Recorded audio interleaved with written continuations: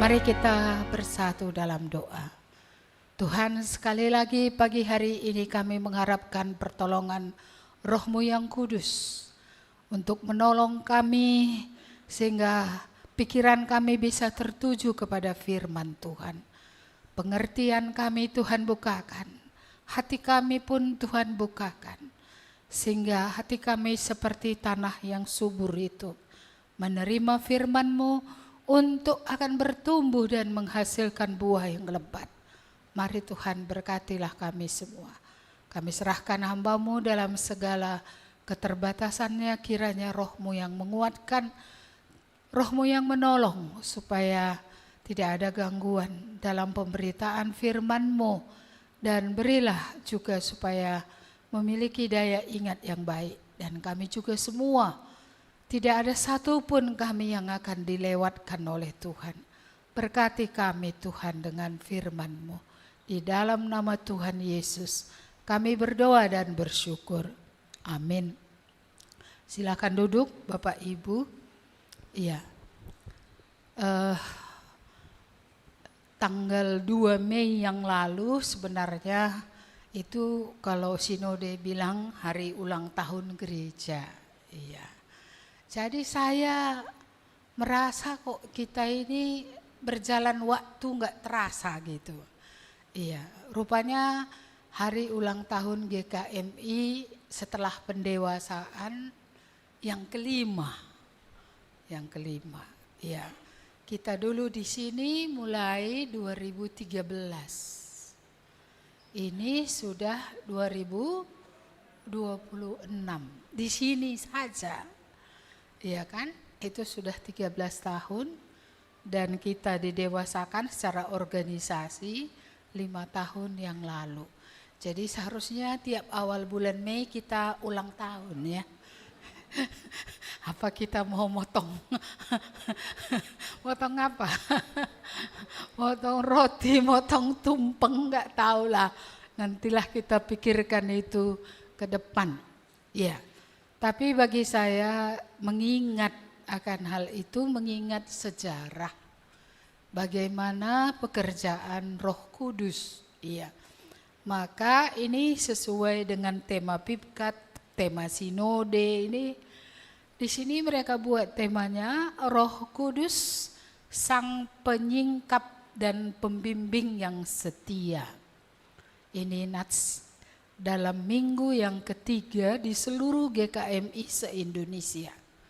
Yohanes pasal 16 ayat 7 sampai 15. Iya. Jadi saya anggap ini hari ucapan syukur. Hari yang mengingatkan pekerjaan Roh Kudus, ya, sehingga kita dipisahkan dalam suatu kumpulan supaya Injil ini bisa diberitakan secara lebih luas. Iya. Yohanes pasal 16 ayat 7 sampai yang ke-15. Saya bacakan untuk kita semua. Namun benar yang kukatakan ini kepadamu adalah lebih berguna bagi kamu jika aku pergi. Sebab jikalau aku tidak pergi, penghibur itu tidak akan datang kepadamu. Tetapi jikalau aku pergi, aku akan mengutus dia kepadamu. Dan kalau ia datang, ia akan menginsafkan dunia akan dosa, kebenaran, dan penghakiman. Akan dosa, karena mereka tetap tidak percaya kepadaku. Akan kebenaran, karena aku pergi kepada Bapa dan kamu tidak melihat aku lagi. Akan penghakiman, karena penguasa dunia ini telah dihukum. Masih banyak hal yang harus kukatakan kepadamu, tetapi sekarang kamu belum dapat menanggungnya. Tetapi apabila ia datang, yaitu Roh kebenaran, ia akan memimpin kamu ke dalam seluruh kebenaran. Sebab ia tidak akan berkata-kata dari dirinya sendiri, tapi segala sesuatu yang didengarnya, itulah yang akan dikatakannya. Dan ia akan memberitakan kepadamu hal-hal yang akan datang. Ia akan memuliakan aku, sebab ia akan memberitakan kepadamu apa yang diterimanya daripadaku. Segala sesuatu yang Bapa punya adalah aku punya.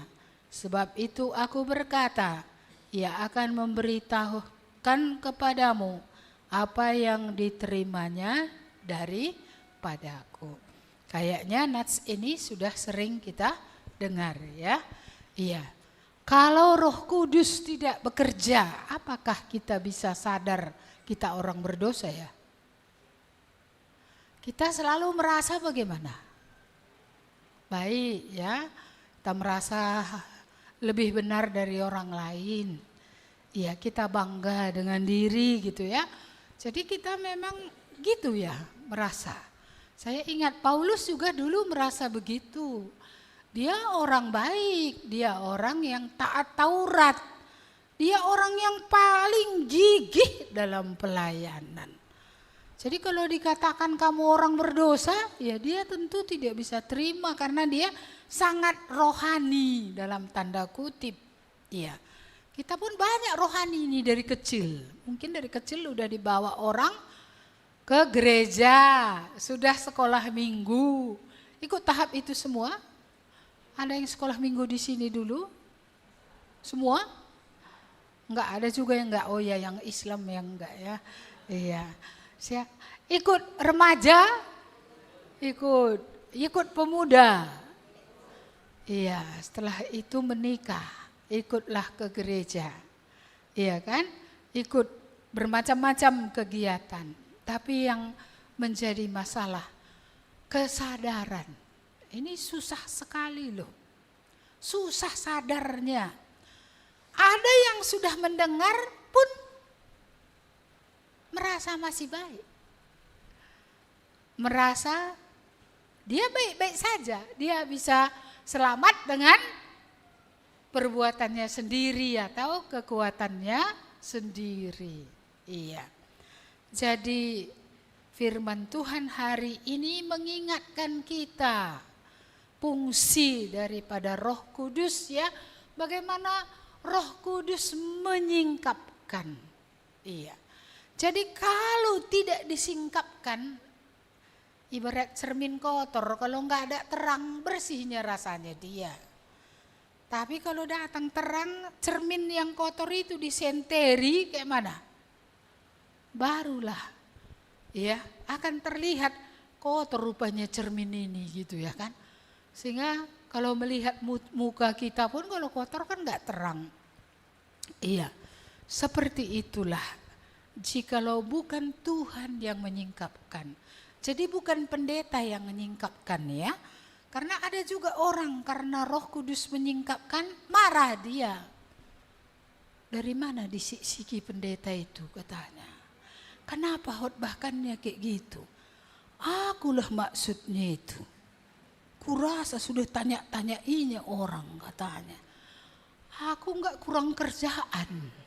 Untuk nanya-nanyai orang apa dosa kalian di rumah semua. Enggak pernah.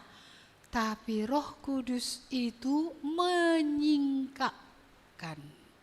Dia yang membaca hidup kita. Makanya saya selalu bilang, jangan kita saja baca Alkitab. Jadi kayak mana? Izinkan Alkitab itu baca kita. Kayak mana pula itu? Alkitab kan kita yang baca ya kan. Tapi kok dibilang izinkan Alkitab itu baca kita. Supaya dibacanya kita. Ditunjukkannya kepada kita apa yang menjadi kesalahan, pelanggaran, dosa di dalam hidup kita. Dia bisa nunjukkannya itu. Kalau aku yang nunjukkan marah kamu. Ibu itu pun emang dia nggak berdosa, gitu ya. Iya, tapi kalau Alkitab menunjukkannya pun tersinggung juga. Aku tengok kamu. Bukan aku yang nunjukkannya, Alkitab yang nunjukkan. Itu pun banyak juga orang yang perasa, tersinggung dia. Kalau kamu gak pernah tersinggung, aku takut ke neraka. Iya, karena gak pernah kami yang disinggung, gak pernah hatindo itu yang dibuka gitu, membuat malu. Kalau ditunjukkan dosa kita itu kan malu kita. Kami ini cinta uang, malu kan? Iya kan? Kalau dibilang kayak gitu, kami ini tukang apa? Tukang apa namanya? Berutang-utang, kan? Malu loh. Kami ini itu saja jadi hatindo, cewek kita bilang kan, marah dia. Padahal memang itu jadi hatinya. Cari cewek, salah cari cewek? Enggak. Tapi harus ada yang pertama itu dulu, cari Tuhan dulu. Supaya mata kita terang bisa melihat cewek yang tepat. Ya seperti itu. Tapi kadang kita mau berjalan dalam gelap. Kalau dalam gelap kamu berjalan, apa yang terjadi? Pastilah kamu mantui entah apa. Dan kalau misalnya itu di hutan, kurasa bisa kamu masuk ke lubang.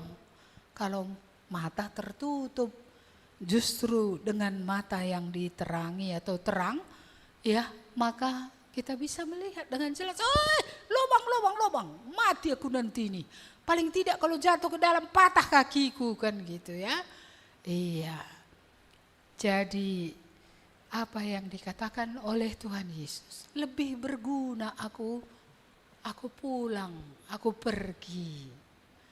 Jadi kalau sebagaimana dalam hari kenaikan itu, kalau Yesus tidak pergi, satu cuman yang menyertai manusia dalam wujud yang ada fisiknya. Sebagaimana yang saya jelaskan, dia ada di Israel, dia gak mungkin di Medan. Karena tubuh itu adalah tubuh yang membatasi. Oleh karena itu Yesus bilang, lebih berguna.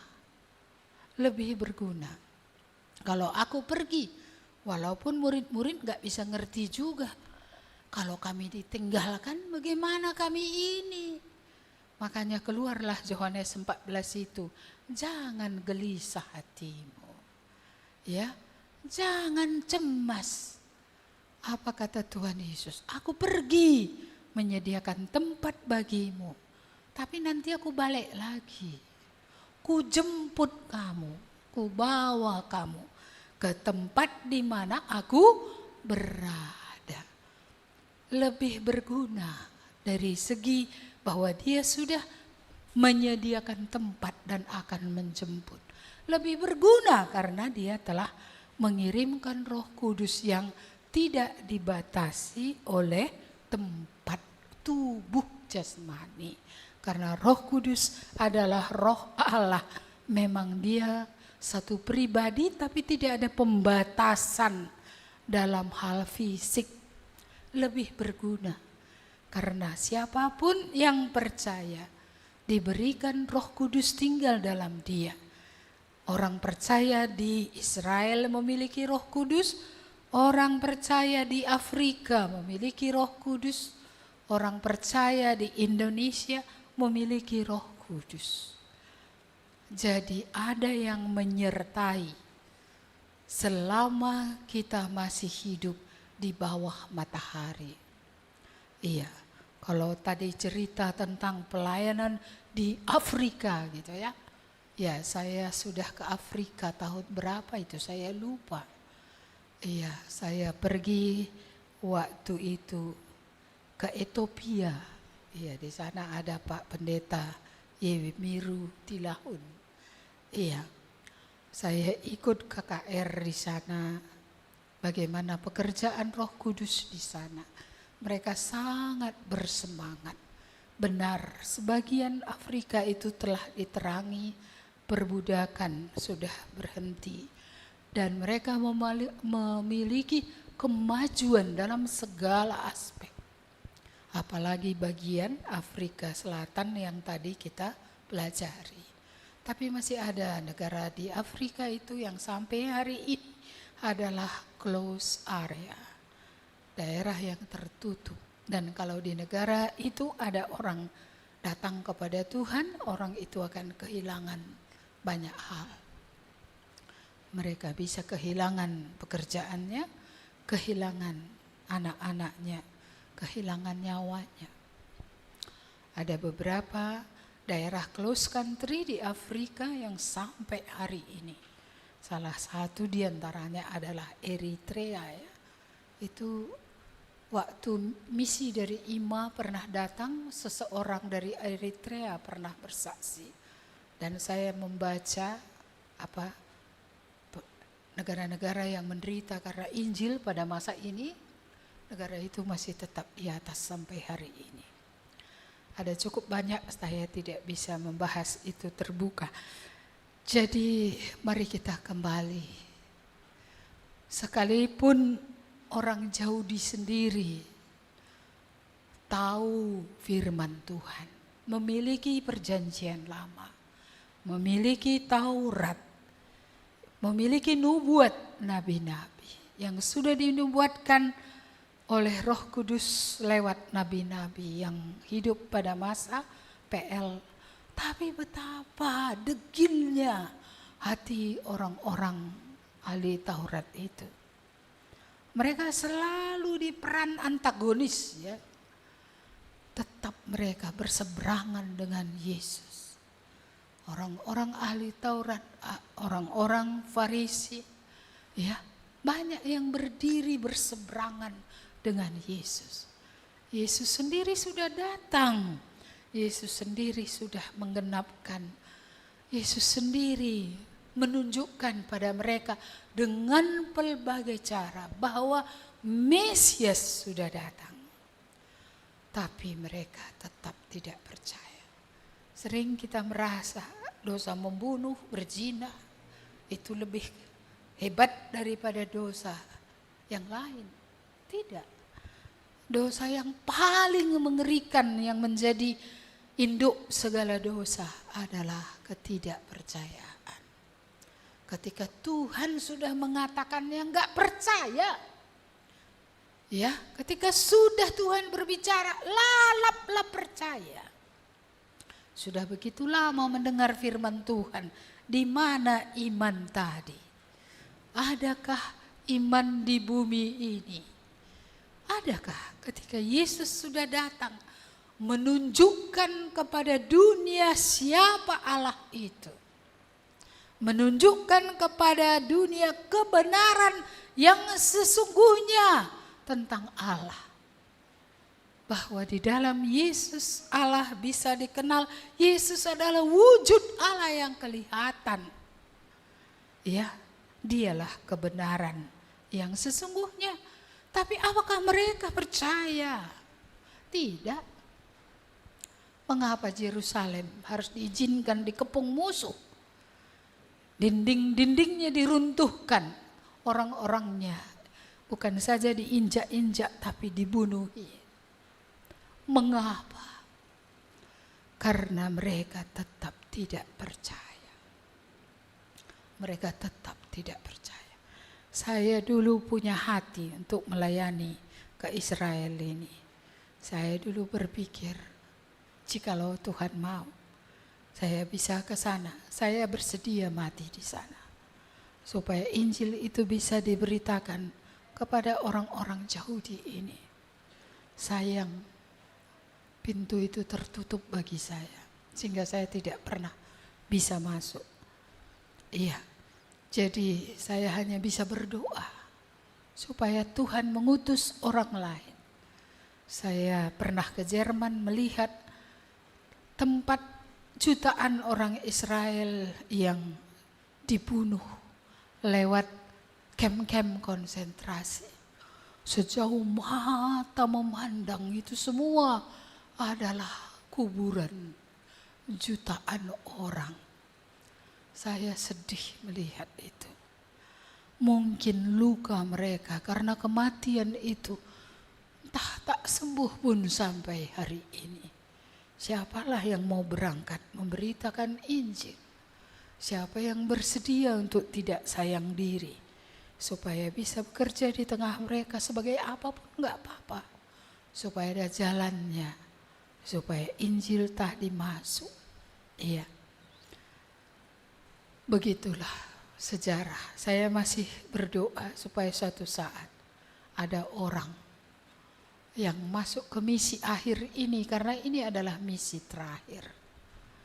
Karena kalau orang-orang Yahudi ini bertobat, mereka akan menjadi terang sekali lagi bagi bangsa-bangsa. Genaplah kesudahannya, Yesus akan datang kedua kali. Hari ini sudah ada orang percaya. Jumlahnya sangat sedikit.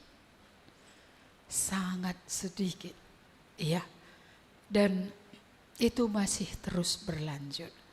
Lebih banyak tetap orang seperti ahli Taurat menganggap lebih tinggi Taurat daripada Yesus, Sang Penyelamat yang diutus dari sorga itu.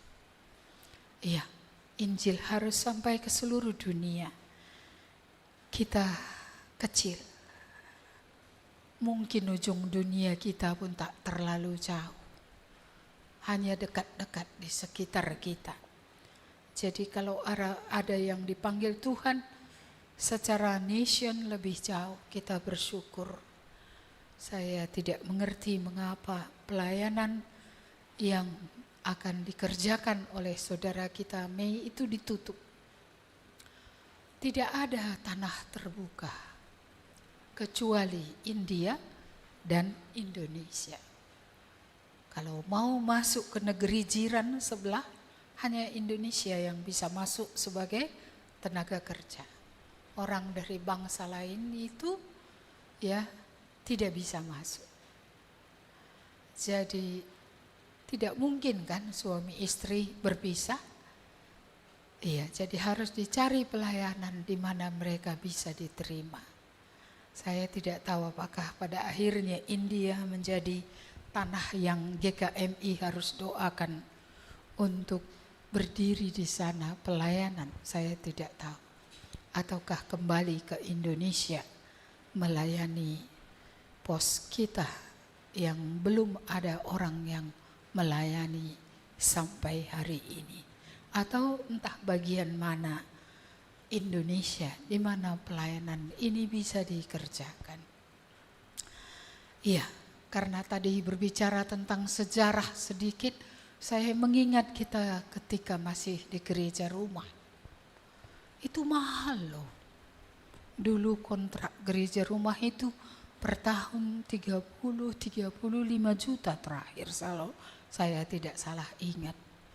Dan kita menyewanya cukup lama, hampir 10 tahun.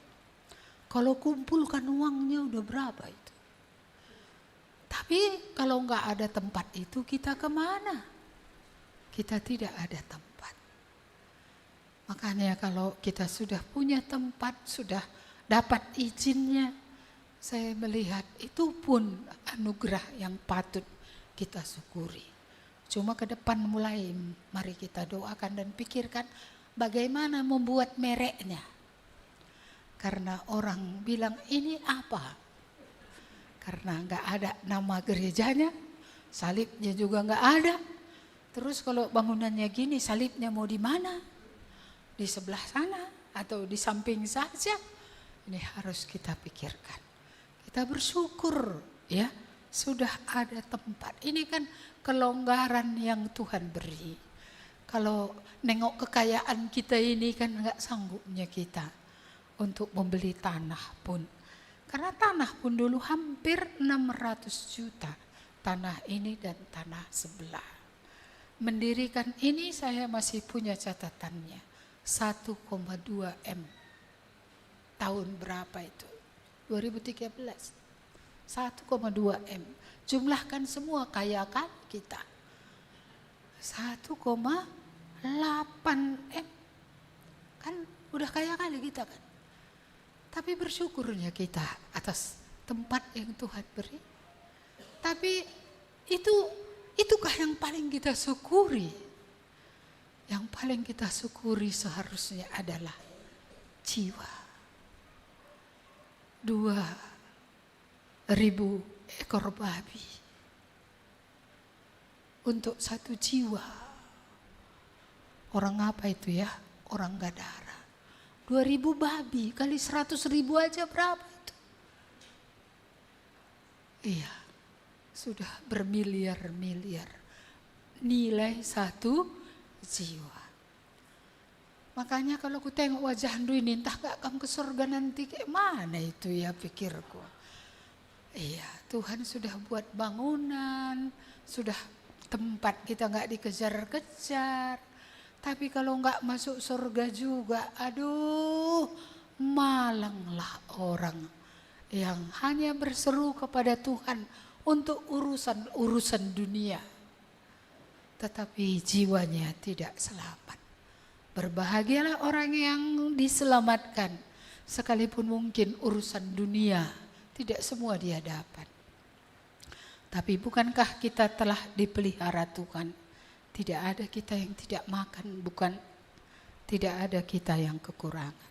Saya masih ingat seperti Bapak Ike bilang, ini enggak di sini dia ya. Dia datang ke Medan dengan satu baju loh.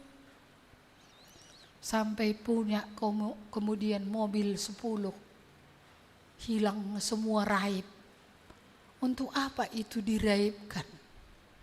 Supaya akhirnya dia mengenal Tuhan secara lebih dalam. Karena jiwanya lebih berharga daripada harta. Iya, dan kita bersyukur walaupun di masa tua baru rest di dalam Tuhan ya.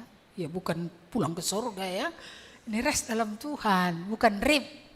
Ya. Bukan rest in peace, tapi ini apa? Beristirahat di dalam Tuhan. Jiwa tadi sudah letak gitu.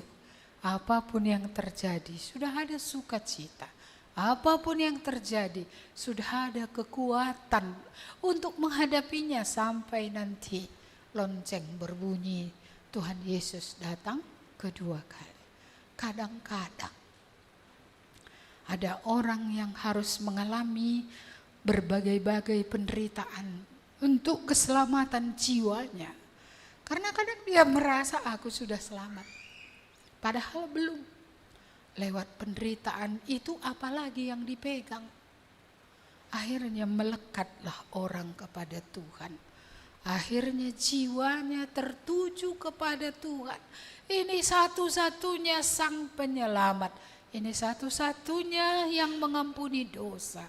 Ini satu-satunya Allah yang menyatakan diri. Bapak Ibu yang dikasihi oleh Tuhan, kita dipisahkan untuk menjadi orang-orang terang. Supaya Injil tadi bisa dilanjutkan. Sebagaimana saya katakan, doa kami tentang Kuala itu 6 kecamatan sudah Tuhan genapkan. Kalau nanti lebih dari 6, itu doa anak-anak rohani ininya itu. Walaupun memang saya pun masih berdoa juga untuk Binjai. 6 kecamatan. Dari 6 kecamatan ini terang sudah bersinar. Kecamatan Selesai, Kecamatan Kuala, Kecamatan Tanjung Langkat, Kecamatan Bahorok, Kecamatan Marike. Ini sudah 5. Dan tempat Marlina itu melayani. Apa namanya ya? Kampung Antara. Saya tak tahu kecamatan apa itu. 6 kecamatan. Kalau dikumpulkan orang yang percaya, tidak kita membanggakan diri. Itu semua pekerjaan Roh Kudus. Saya rasa ratusan orang. Kalau buat jambur kumpulkan situ semua, sudah begitu banyaknya orang yang diselamatkan. Dan untuk Medan ini juga Tuhan memanggil untuk bisa melanjutkan Injil itu. Itulah sebabnya kita tidak kembali ke gereja tua. Karena Injil tidak akan dilanjutkan di sana. Tidak ada perjuangan untuk Injil itu. Makanya saya pun keluar dari gereja tua. Walaupun ini juga gereja tua, tapi saya masuk ke sini karena ini congregational, tidak diatur dari atas. Jadi tujuan penyelamatan kita supaya orang lain bisa diselamatkan, bisa dilanjutkan. Mari kita doakan. Doakan Ana yang sudah muncul di Kutagerat. Doakan Rima yang saya rasa pekerjaan Roh Kudus sedang leluasa di sana. Iya, cuman saya berdoa supaya saya sudah melihat hambatan. Apakah ini akan terhambat? Apakah ini akan terus? Bergantung dari saudara-saudara kita ini semua. Apakah kita semua bisa menjadi rendah hati? Apakah kita bisa menjadi keset kaki? Apakah kita bisa seperti Yesus direndahkan, bersedia untuk kemenangan? Ini yang sedang saya menangisi sekarang. Ya, berharap bahwa di kota-kota ini akan ada pembaharuan. Kita bersyukur untuk Porsea. Sekalipun dulu Espin bilang bahwa hatinya ada ke sana. Kalau sekarang dia kembali ke Medan, tidak apa-apa siapa nanti yang Tuhan suruh untuk menjadi teman. Atau mungkin harus single seperti saya dulu sendirian memulai seluruh pelayanan. Kita tidak tahu. Tapi kita doakan pos-pos ini adanya bertobat. Cuman kurang kencang larinya gitu ya. Iya, kurang maju. Iya. Bertobat menikmati dosa aku udah diampuni, nama aku tertulis di surga. Tapi perjuangan Injil itu berbeda dengan zamannya ibu. Ibu begitu bertobat besok cari jiwa. Entah sudah tahu 100% semua, entah enggak masalah sama aku. Yang sudah ku tahu saja dulu ku beritakan. Pasti ada yang sudah ku tahu kan, itu aja ku beritakan. Cuma satu, oke. Kalau nggak ngerti aku, tunggu ku tanya guruku dulu, ku bilang. Tapi aku bersemangat untuk terus memberitakan Injil. Kalau boleh Tuhan satu jiwa, satu hari ada ku bagi. Entah itu bagi dengan traktat, entah itu bagi dengan bersaksi, entah itu bagi ya dengan memancing percakapan untuk diskusi. Apapun caranya. Karena ini kebenaran. Itu yang saya yakini. Bahwa benar di bawah kolong langit ini tidak ada nama lain yang bisa menyelamatkan selain Yesus. Karena itulah maka saya rela meninggalkan pegawai negeri saya. Itu bagi orang adalah jaminan hari esok. Sekarang saya tak punya jaminan apa-apa. Hanya Tuhan jaminan. Karena enggak ada jaminan. Kalau sakit uangnya dari mana? Pensiun nanti bagaimana? Oke lah kalau Tio dan Litna sudah kita store pensiunannya. Ibu tidak pernah nyetor 5 rupiah uang pensiun pun. Iya, jadi kalau dipikir-pikir kan, hidup untuk Tuhan. Terserah Tuhan aja lah. Kalau nanti rasanya perlu hidup lama-lama lah itu. Kalau enggak, ya kapanpun bisa pulang tanpa harus sakit, tanpa harus ada keadaan yang lebih berat dari yang sekarang gitu. Iya, jadi mari kita kembali, kita dipisahkan supaya bagian ini bisa dikerjakan. Supaya sekarang ada 6 juga pos ini, termasuk Batam. Kita berdoa supaya ini bisa menjadi komunitas orang-orang percaya yang layak. Maksudnya layak, ya maunya adalah kumpul 20-30 orang gitu ya kan, setidaknya gitu. Supaya jangan nanti mereka saling nengok aja. Saling nengok aja, oh jerawatnya tumbuh, oh ini ubannya tambah. Nah, jadi itu nanti kerja kita. Tapi kalau kita memberitakan kabar baik, sama seperti ketika kita ya mengandung bayi, sibuk kita menjaganya. Kalau sudah lahir, sibuk kita merawatnya. Mana sempat lagi kita lihat uban orang 2 atau 3, jerawatnya tambah, kerutnya tambah 5. Enggak lagi. Terlalu sibuk kita dengan jiwa-jiwa ini yang kita cari, yang kita bawa untuk datang kepada Tuhan. Ya, mari kita kembali ke nats kita tadi. Nanti udah dibunyikan apanya? Materi saya belum mulai. Baik, jadi tadi lebih berguna ya. Ya, ini kok terbang-terbang dia ini. Lebih berguna Yesus kembali ke sorga. Lebih berguna Roh Kudus datang menyertai tadi setiap orang percaya. Mari kita melihat tadi pekerjaan daripada Roh Kudus. Ayat yang ke-8 ya, 8. Dan kalau ia datang, ia akan menginsafkan dunia akan dosa, akan kebenaran, akan penghakiman. Mengapa perlu diinsafkan akan dosa? Karena mereka tetap tidak percaya. Mengapa perlu diinsafkan akan kebenaran?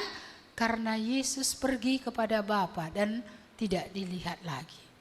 Mengapa perlu diinsafkan akan penghakiman? Karena apa yang ditakutkan manusia, yaitu penguasa dunia ini, sudah dihukum. Jadi apalagi alasannya takut. Iya, jadi kita melihat tadi pekerjaan Roh Kudus. Ketika firman Tuhan diberitakan, harus firman Tuhan diberitakan. Harus firman Tuhan yang disaksikan. Roh Kudus tadi membuka yang terselubung dalam hati kita ini. Bahkan yang kita pikir mungkin itu tak pernah ada, tapi akhirnya kita lihat itu ada. Dulu kita tidak melihat ketidakbaikan kita. Akhirnya kita lihat kemunafikan kita. Kita melihat kemalasan. Kita melihat segala tabiat kita yang tidak berkenan kepada Tuhan. Dulu kita tidak memikir otak kita ini kotor. Tapi setelah diterangi kita akhirnya tahu pikiran sia-sia. Pikiran yang tak berguna. Negative thinking, overthinking tadi ya. Dan pikiran-pikiran yang tidak membangun. Bahkan pikiran yang kotor, yang berhubungan dengan dosa-dosa, ya, dosa-dosa seksual seperti itu. Iya, jadi kita melihat itu dibukakan semua. Akhirnya kita lihat, waduh, matilah aku ini. Aduh, aku takkan punya tempat di surga. Saya dulu tahu itu. Tak mungkin orang sekotor saya masuk surga. Makanya ketika ada orang bilang, kamu kemana ke surga? Bah, ke surga katanya, aku pikir. Kalau dialah itu, kalau aku enggak akan ke surga. Aku tahu aku enggak ke surga. Karena aku pun enggak cocok rasaku nengok aku. Gimana pula aku ke surga? Ya, Tuhan yang kudus melihat aku yang kotor, macam mana pula aku dibawanya ke surga? Enggak mungkin. Maka saya dulu tahu nyata persis, saya tidak akan ke surga. Kalau pada waktu itu aku mati, aku tak akan ke surga. Padahal aku dari baby digendong ke rumah, ke gereja. Tetangga aku guru sekolah minggu, bawanya aku baby masih, ya, ke sekolah minggu. Tak pernah absen. Bisa dihitung dalam 1 tahun itu. Dengan jari 5 ini pun enggak ada aku absen pernah. Kalau soal ketaatan, kesetiaan ke gereja, enggak pernah. SMP udah ngajar sekolah minggu, bertobat belum. Iya, SMA udah ketua pemuda. Sudah khotbah, bertobat belum. Cobalah bayangkan itu. Iya, jikalau belas kasihan Tuhan tidak turun kepada aku, akhirnya membuka keberdosaanku, aku akan mati dalam dosa itu. Sementara orang memuji aku, menganggap aku baik, ya, menganggap aku pelajar teladan di sekolah, memiliki banyak kemampuan. Di mata Tuhan semua nol. Menjadi pengurus bisa saja berapa tahun, dosa tetap di situ. Saya tidak benar-benar keluar dari rendah diri. Saya tidak keluar dari kemunafikan. Saya hidup dalam dua dunia. Dunia gereja, dunia di luar gereja. Di mana saya melakukan apapun yang saya mau. Ya, saya orang yang munafik. Jadi kata hipokrit itu kan terjemahannya banyak wajah. Topeng. Saya banyak wajah.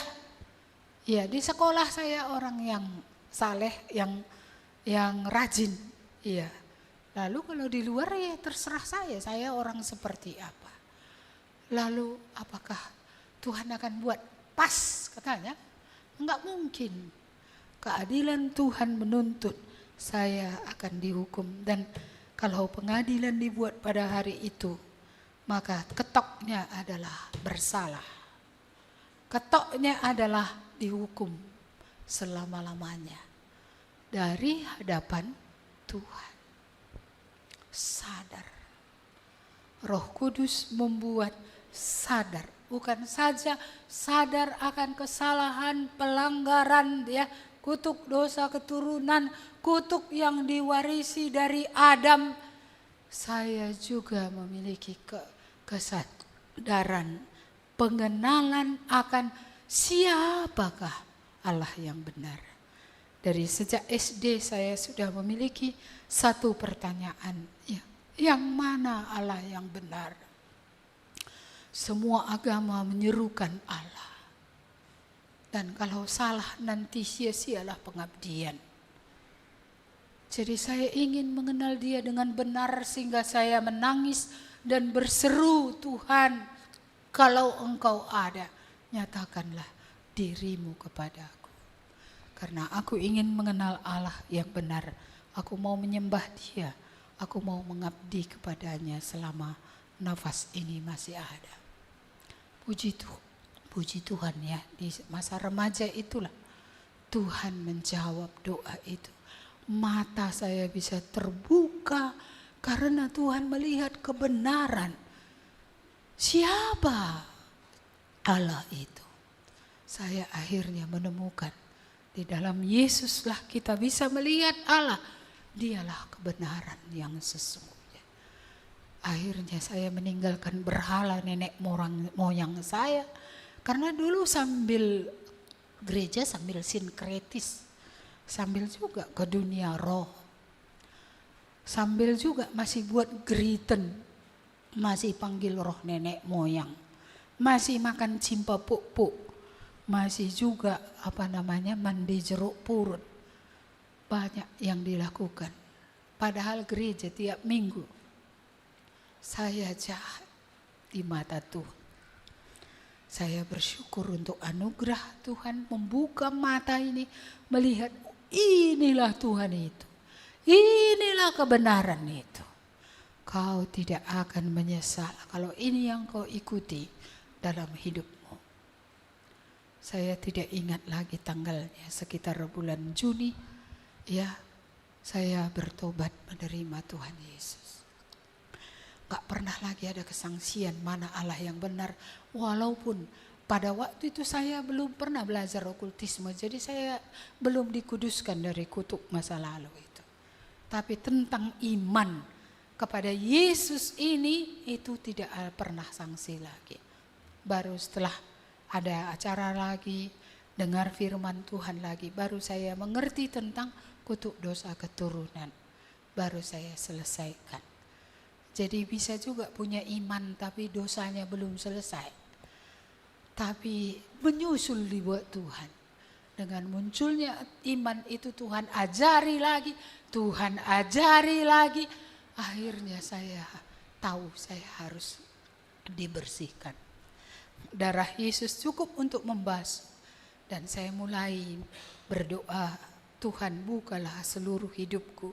Aku tidak mau setitik noktah pun yang tidak berasal daripadamu masih ada padaku.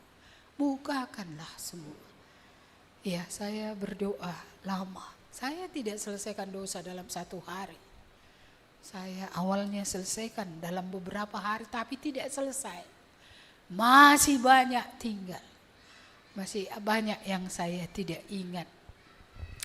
Tapi Roh Allah menunjukkan sampai akhirnya sebuah perkataan muncul. Anakku, dosamu sudah diampuni. Saya waktu itu masih bingung, ini suara Roh Kudus atau suara apa? Baru kemudian saya mengerti, Roh Kudus meyakinkan saya bahwa sudah selesai. Sudah selesai. Sejauh yang Tuhan sudah buka, saya tidak ada menutupinya. Dan sejauh itu saya sudah mengerti korban Kristus di kayu salib cukup. Cuma mengapa perlu mengaku kalau cukupnya darah Yesus itu? Untuk menolong diri saya untuk bertumbuh. Karena saya perlu diyakinkan bahwa memang dia sudah menerima saya. Sudah membasuh, sudah membaharui. Sudah benar-benar terjadi hidup keselamatan itu di bumi ini. Dan itu nanti akan sampai kepada kekekalan. Menginsafkan akan kebenaran. Menginsafkan akan penghakiman. Iya, karena memang betul kebenaran tadi Yesus gak dilihat lagi. Jadi gimana kita tahu itu betul? Kalau bukan Roh Kudus membuat jelas bagi kita, ya, tentang kebenaran, bagaimana Yesus betul-betul Allah, dia penyelamat, dia tanpa dosa, memberikan nyawa untuk kita supaya kita bisa diselamatkan. Akan penghakiman. Kita ini kan takut, saya dulu takut gelap, saya takut mati, saya takut setan. Kalau dibilang jangan lewat situ, gimana ya gitu. Saya takut, tapi perkataan Tuhan ini tadi mengatakan bahwa musuh itu sudah keok. Iblis itu sudah dikalahkan dengan kematian Yesus di kayu salib. Dan dengan kebangkitannya membuktikan lagi maut pun sudah dikalahkan. Jadi kalau iblis sudah keok, maut sudah dikalahkan, mengapa tidak datang kepada Tuhan? Makanya akhirnya saya tidak takut datang pada Tuhan. Kalaupun pernah ada janji dengan kegelapan.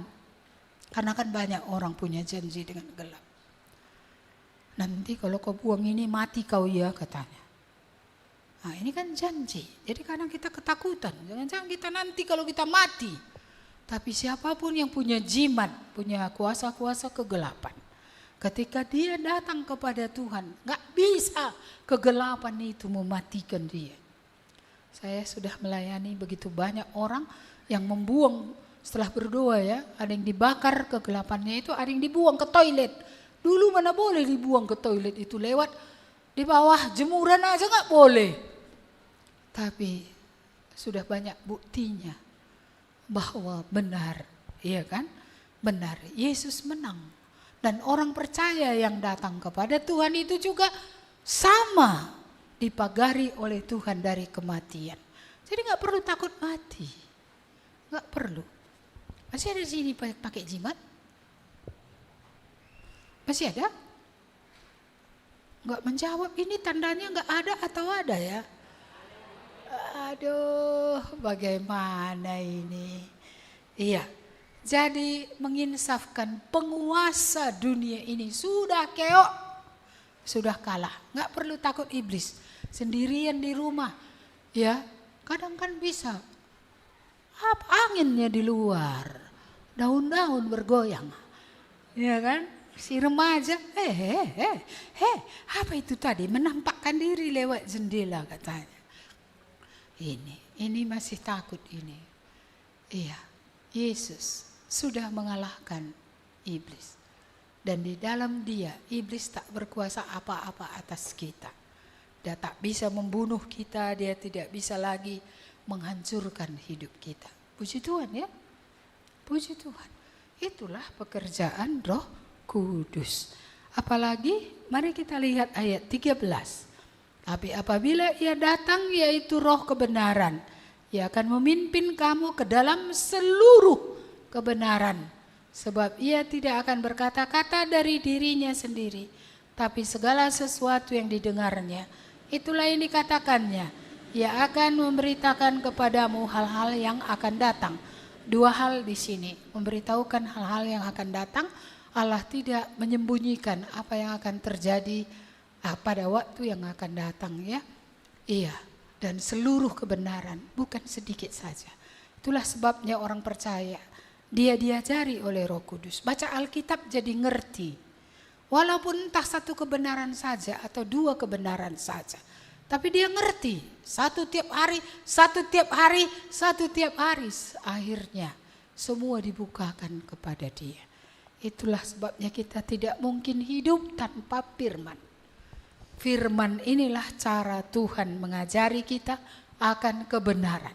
Ketika kita membaca, kita mengenal Allah lebih dalam. Ketika kita membaca, kita mengenal kehendaknya. Ketika kita membaca, kita tahu apa yang benar dan apa yang salah. Ketika kita membaca, kita diberitahu ini dalam hidupmu belum pas. Kamu harus keluar dari dosa ini. Ya, ketika kita membaca, dia menunjukkan, memperbaiki, mendidik, bahkan memperlengkapi kita untuk bisa melakukan kebenaran. 2 Timotius 3 ayat 16. Jadi kita melihat bagaimana Roh Kudus terus ya akan mengajari kita. Maka kalau udah makin tahun bertobat ini makin tinggi, seharusnya pengenalan akan Allah itu lebih dalam. Pengenalan akan firman itu lebih dalam. Walaupun entah kita nggak pandai bicara, menerangkannya kita sulit. Tapi ketika orang mengatakan yang salah, tahu kita itu nggak benar. Itu nggak benar, nggak seperti itu. Walaupun mungkin kita belum fasih untuk menceritakannya, tapi kita tahu itu tidak benar. Baik, mari kita lihat ayat yang terakhir. Ia akan memuliakan aku, sebab ia akan memberitakan kepadamu apa yang diterimanya daripadaku. Segala yang Bapa punya adalah aku punya. Sebab itu aku berkata, ia akan memberitakan kepadamu apa yang diterimanya daripadaku. Jadi apa yang dinyatakan oleh Roh Kudus adalah apa yang dinyatakan oleh Allah. Apa yang dinyatakan oleh Yesus. Karena Roh Kudus tadi diutus ya oleh Yesus, oleh Bapa juga. Ada satu kalimat di sini yang paling penting. Ia datang memuliakan aku. Jadi Roh Kudus tidak pernah datang untuk supaya memuji dirinya gitu. Menganggap dia hebat walaupun dia hebat ya. Tapi dia datang supaya semua orang memuliakan Yesus. Jadi kalau orang ada memiliki Roh Kudus katanya tapi tidak memuliakan Yesus, tanda tanya. Bahkan jikalau ada orang katanya punya Roh Kudus tapi dia mengutuk Yesus, wah itu kan sering terjadi pada orang yang glosolali, berbahasa roh. Dia berbahasa roh katanya, tapi kalimatnya itu mengutuk Yesus. Bahkan baru pulang pun glosolali tadi baru lewat pintu sudah keluar kata-kata yang tidak baik. Itu enggak mungkin Roh Kudus. Jadi jangan kita menjadi bodoh ya. Kalau ada orang punya Roh Kudus, tanda-tandanya bukan bahasa roh, tapi hidup yang memuliakan Yesus. Hidup yang berkenan kepada Allah. Hidup melakukan firman Tuhan. Jadi kalau pernah, saya tidak tahu di sini atau di mana, saya pernah cerita tentang orang yang saya layani yang pergi ke gereja lain. Lalu dia diletakkan tangan atas dia, akhirnya dia bisa berbahasa roh. Tapi tak kenapa dia datang ke rumah Gang Pelita 16. Lalu kemudian dia bilang, ini kan roh yang sama aku ini kan Roh Kudus ya Bu ya. Karena orang itu menumpangkan tangan supaya aku menerima Roh Kudus katanya. Saya bilang, firman Tuhan bilang, mari ujilah segala roh. Mari kita uji. Tidak ada roh yang tidak ada Roh Kudus yang akan menghina ataupun menghujat Yesus. Jadi akhirnya apa yang terjadi? Roh Kudus melarang dia baca Alkitab. Roh Kudus melarang dia menyanyi Yesus. Asal Yesus ditinggikan lagunya udah kerasukan dia. Jadi saya melihat menderita sekali dia. Makanya saya baca 1 Yohanes 4 ayat 4 itu saya bilang kalau ini adalah Roh Kudus dia akan memuliakan Allah. Tapi kalau ini tidak, mulai hari ini kamu nggak bisa lagi akan berbahasa roh ya dan selanjutnya. Hari itu berhenti dan tidak pernah bisa lagi. Akhirnya saya bilang itu bukan Roh Kudus. Dia tidak memuliakan Yesus. Ketika kami nyanyi Yesus kerasukan dia. Yesus ditinggikan, kerasukan dia. Saya bilang ini bukan Roh Kudus, ini roh setan. Jadi roh setan itu masuk sama dia lewat penumpangan tangan. Sorry saya tidak bisa sebut nama gerejanya. Itu urusan orang itu. Tapi itulah yang terjadi. Jangan sembarangan. Jangan berpikir bahwa ajaran semua gereja itu adalah benar. Jangan pikir asal Yesus yang disebut semua benar. Roh Kudus akan mengajarkan kepada kita seluruh kebenaran dari awal sampai kepada akhir. Maka jangan pernah berhenti. Kalau sudah satu kali selesai dari Kejadian sampai Wahyu, ulangi lagi Kejadian sampai Wahyu. Kalau bisa tiap tahun saudara selesaikan Kejadian sampai Wahyu. Ketika 20 tahun kita sudah bertobat, udah 20 kali kita ulang. Sudah seperti membalik telapak tangan ini ya. Sudah sangat kenal kita. Kebenaran demi kebenaran firman Tuhan. Ada yang sudah baca Alkitab sekali sampai saat ini, dari awal sampai akhir, 2 kali, 3 kali, makin naik makin gak ada. Yang 1 kali aja gak ada. Ngapain kamu? Ngapain kamu hidup? Iya, mengenal Tuhan tidak mungkin tidak membaca firman Tuhan. Mengenal kehendaknya juga tidak mungkin tanpa baca firman Tuhan. Jadi betul-betul kita harus mengenal Dia, mengenal kehendaknya, mengenal kebenaran tadi sepenuhnya. Iya, dan akhirnya tutup mata pun kita, pengalaman ya, ada teman saya pingsan, kecelakaan, tak gimana nggak tahu. Dia ngomong terus setelah kecelakaan, kurasa sarafnya itu. Tapi firman Tuhan terus. Gak berhenti-berhenti, khotbah dia terus. Habis khotbah nyanyi dia. Yang ngangkat dia pun bingung. Itulah yang keluar dari mulutnya. Iya, saya dulu berpikir saya tidak akan seperti itu gitu ya. Tapi karena yang mengoperasi saya di Penang itu juga orang Buddha mengatakan hal yang sama. Sampai dia hafal lagu saya. Dari mana Bapak tahu lagu itu? Dari kaulah. Kapan aku ajari Bapak? Itu waktu kau operasi itu. Berapa jam kau rasa operasi itu? Nyanyi aja kau terus.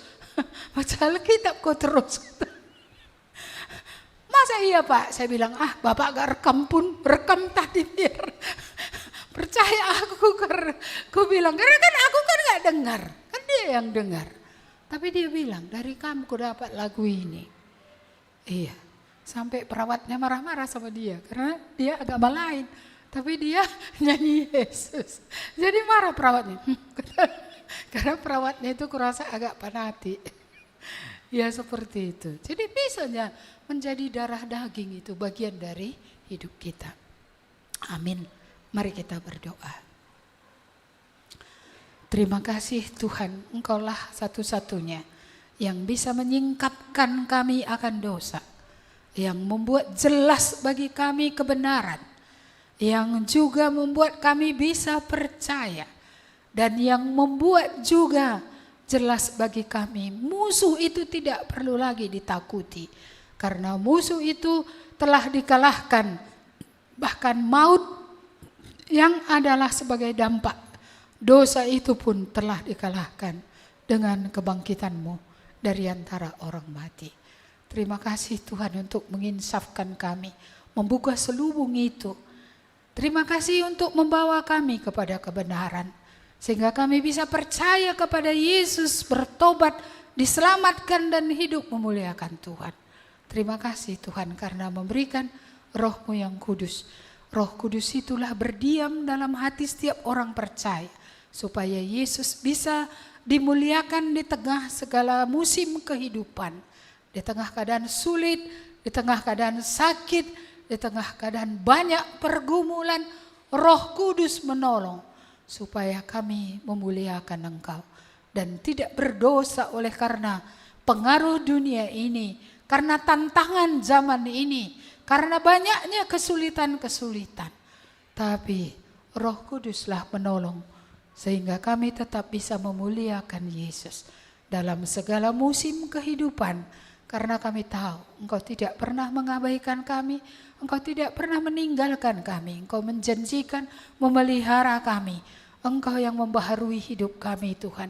Engkau menghibur, Engkau memberi pengharapan, Engkau memperlengkapi, Engkau membuka jalan di tengah tidak ada jalan. Tidak ada Allah lain seperti Engkau yang dapat berbuat demikian dalam hidup kami. Terima kasih Tuhan, Engkaulah penolong kami yang setia selama-lamanya. Manusia lain bisa meninggalkan kami, tapi Engkau dengan Roh-Mu tidak akan pernah meninggalkan kami sampai kekal selama-lamanya. Terima kasih, kami bangga punya Allah seperti Engkau. Kami bangga untuk apa yang telah Engkau kerjakan juga atas hidup kami. Kami bersyukur sekali lagi atas Roh Kudus yang tidak jemu-jemu membaharui kami, yang tidak jemu-jemu mengajari kami, yang tidak jemu-jemu memimpin kami kepada seluruh kebenaran. Terima kasih Tuhan, sebentar kami akan pulang dari ibadah ini. Kasih setia-Mu ya Allah Bapa, dan juga keselamatan yang Kau berikan ya Tuhan Yesus Juru Selamat kami, serta penyertaan Roh Kudus, itulah yang menyertai umat-Mu ketika keluar dari gereja ini, menapak hidup dalam seminggu ini. Hamba-Mu berdoa, berikanlah kami semua kemenangan. Terpujilah Engkau Allah kami. Di dalam nama Yesus kami berdoa dan mengucap syukur. Amin. Kepada Allah beri puji.